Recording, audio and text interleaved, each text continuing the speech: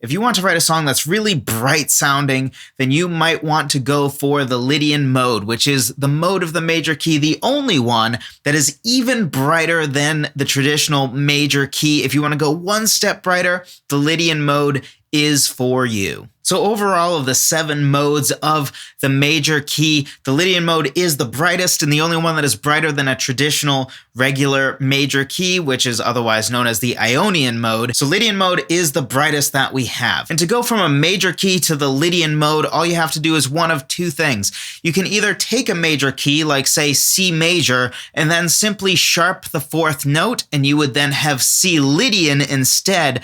Or something else you could do is actually take a key that you have, and instead of treating whatever your root note is as the root and as the tonic, let's take C major again. So instead of treating C as the tonic and as the root as you would in traditional C major, treat the 4th note of the key as the root or tonic instead. So in the context of C major, you would treat the F as the root note, as the tonic, rather than the C. Or in the context of the key of E major, you would treat the A as the tonic instead of the E. Regardless of which method you choose, note that the name of the mode and what you would call it would be based on what the root note is. So for example, if you take C major and simply sharp the 4th, then your root note would remain that C, and therefore it would be C Lydian. But in the example of taking E major and simply treating the 4th or the A as the root note, in that example, that would be A Lydian. Overall, the Lydian Mode is a great way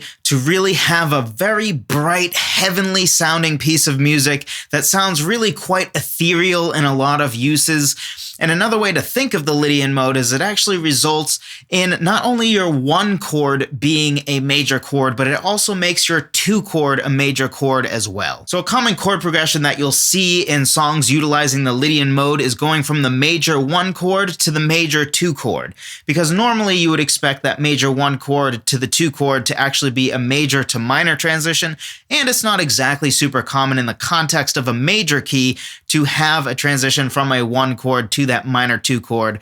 So from the major 1 to the major 2 is actually a fairly different transition. And something also to note is you'll notice that based on the note we're treating as the root, that really when you go from that major 1 to that major 2 chord, let's use F Lydian as an example. In that context, going from the major 1 to the major 2 would be going from an F major chord to a G major chord. So you may note that really another way of seeing this would be simply going from the 4 chord, the major 4 chord in the key of C, to the major 5 chord of the key of C. So the key here is really to hammer home that the 1 chord is actually the F major chord by repeating that chord a lot and probably even avoiding that C major chord, because the second you go from F major to G major and then you go to C major, now the song is probably going to start to sound like it's really just in C major rather than sounding like it's an F Lydian. And with all modes, there is always a clear note to go to that really is the marker that you are in that mode and gives that mode its distinct sound. And it's always the note that is different than a traditional major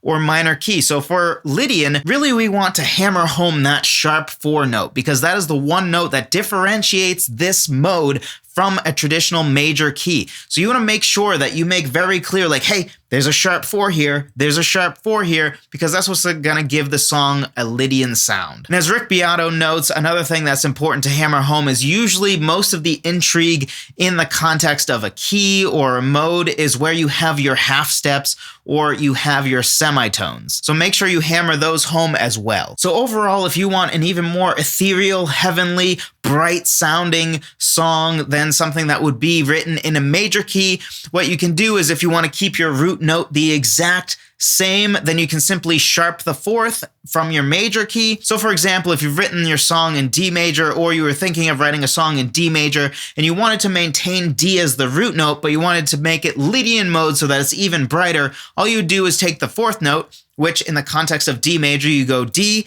E, F sharp, G. So you would take G and sharp that note. So you'd make that G a G sharp, and then you would be writing it in D Lydian mode. Or if you wanted to keep the same key signature or the same set of notes that you would have with, let's use D major as an example again, then all you would do is use the 4th scale degree and use that as the root instead. So again, in D major, the 4th scale degree, we go D, E, F sharp, G. So treat G as the root note and G major as the root chord. And then if you just keep using all the notes you had in D major and the key signature of D major and treated that G as the root, then your song would take on a Lydian sound. So let's take a quick listen at what Lydian mode sort of sounds like. I'm going to keep it really, really simple at the piano and just do a very simple improvisation in a Lydian mode. We'll do F Lydian mode in this example, just to give you an idea of what Lydian sounds like.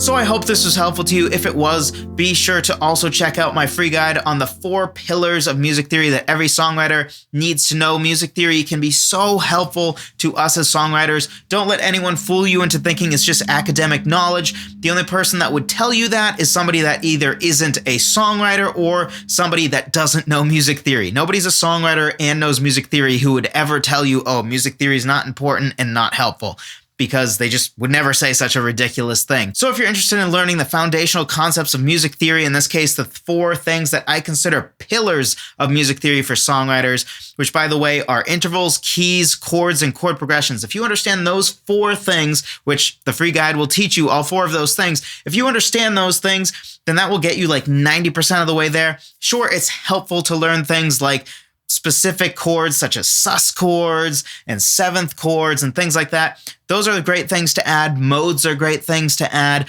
But really, if you understand those 4 core concepts, that will get you 80% of the way there, 90% of the way there. It will allow you to be so much more efficient at music writing and actually know what you're doing with music writing and not just taking random guesses. And just because you understand music at a deeper level, that doesn't mean that you lose creativity. In fact, understanding certain rules can help you to be educated in how you break rules, and then you're intentional about breaking rules rather than everything just being dumb luck. We don't want to leave our music writing up to dumb luck. So be sure to check out that free guide. Link in the description down below. Be sure to check it out. Thank you so much for watching. I appreciate every single one of you, and I'll talk to you in the next one.